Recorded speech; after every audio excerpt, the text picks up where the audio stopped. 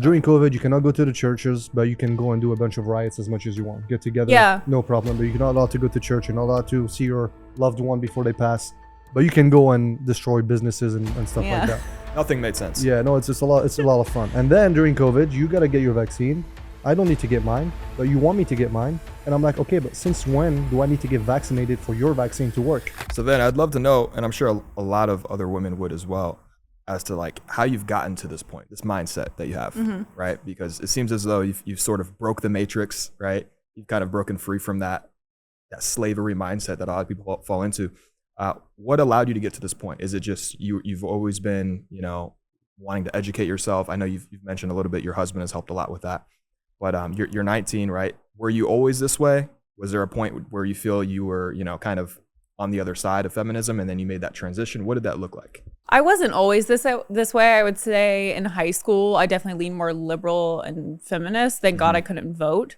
But I think that a lot of young teenage girls probably fall into that category, right? Because they're in high school, they're scrolling on TikTok, they're scrolling on Instagram, and all they see is feminist propaganda. And they're probably hanging around girls and teachers that are professing the same thing. So in high school, I was just around a really liberal group of friends, honestly. And then once I actually left high school my sophomore year and decided to just do online school and like basically teach myself. Okay. And once I did that, that was pretty much around COVID, and COVID definitely opened up my eyes because everybody was like, oh, the news is saying we got to get a jab in our arms and wear a double mask and can't see our families and watch our parents die alone. And you're kind of like, that doesn't feel right to me. Sure.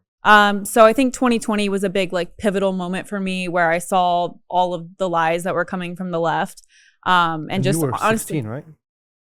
I think so. 16, It's crazy. Wow. 2020. Yeah. Very mature.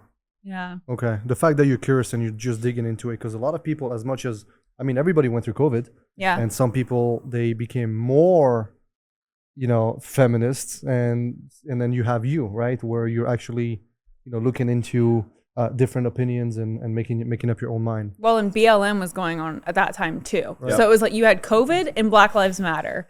And you're like, what the hell is going on? Like, there is actually no way that people are falling into this trap.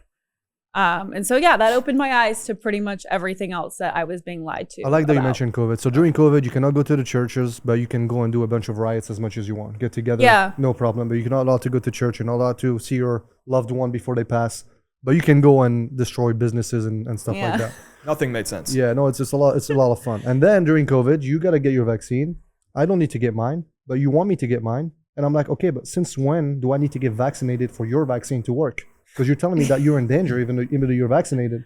Yeah. So you want me to get vaccinated? That means your vaccine doesn't work. And back then they're like, oh no, it works 100%. And then later on, no, it doesn't work. It doesn't now guarantee you. You know how many issues we're seeing now?